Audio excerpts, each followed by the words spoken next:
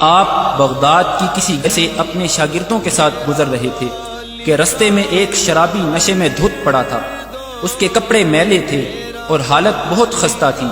اس نے شیخ عبد القادر جیلانی کو صدا دی، اے عبد القادر، اللہ قادر ہے کہ نہیں؟ شیخ مسکرائے اور فرمایا، بے شک اللہ قادر ہے۔ اس شرابی نے پھر وہی سوال کیا، اے عبد القادر، اللہ قادر ہے یا نہیں؟ شیخ پھر سے مسکرائے اور فرمایا، بے شک اللہ قادر ہے۔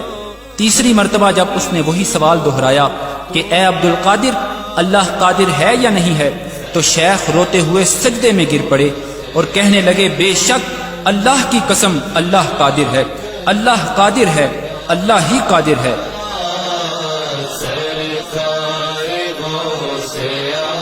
پھر انہوں نے اپنے شاگردوں کو حکم دیا کہ اس شرابی کو یہاں سے اٹھاؤ، اسے نہلاؤ اور کھانا کھلاؤ۔ ان کے شاگرد بہت حیران ہوئے اور شرابی کے سوال کی حقیقت پوچھنے لگے، تو شیخ نے فرمایا کہ اس کے پہلے سوال کا مطلب تھا کہ کیا اللہ میری توبہ قبول کرنے پر قادر ہے یا نہیں؟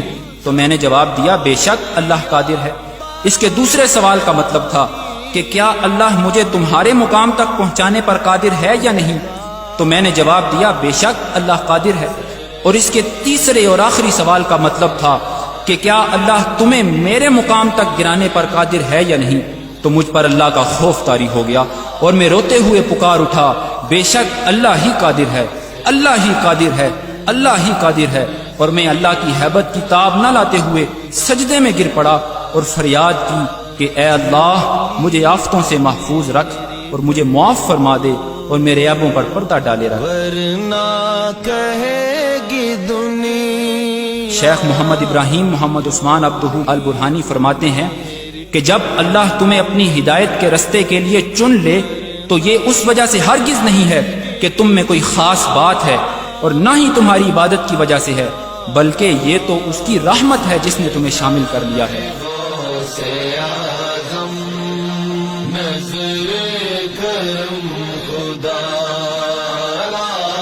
اور وہ اسے کسی بھی لمحے تم سے چھین سکتا ہے، لہٰذا کوئی بھی شخص اپنے عمل یا عبادت کی وجہ سے دھوکے میں نہ رہے کہ وہ بھولے بھٹکوں کو حقارت کی نظر سے دیکھنے لگے، کیونکہ اگر تم پر اللہ کی رحمت نہ ہوئی ہوتی تو آج اس کی جگہ تم ہوتے۔ پاک ہے وہ جو حالات کو تبدیل کرتا ہے لیکن خود تبدیل نہیں ہوتا۔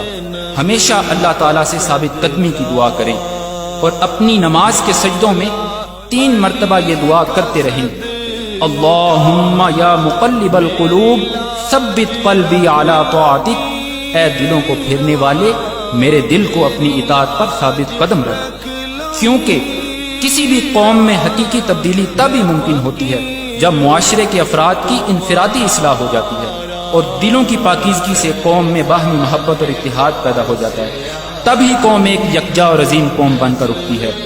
آؤ پہلے اپنے اندر تبدیلی لائیں، آؤ محبت اور اتحاد پھیلائیں، آؤ نفرت اور تفریق مٹائیں، آؤ اسلام کو دوبارہ عظیم بنائیں۔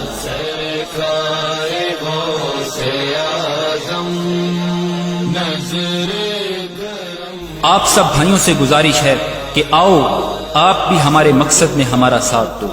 اللہ ہم سب کا حامی و ناصر ہو، آمین۔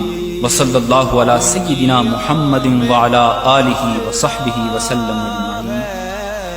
سب کا کوئی نہ کوئی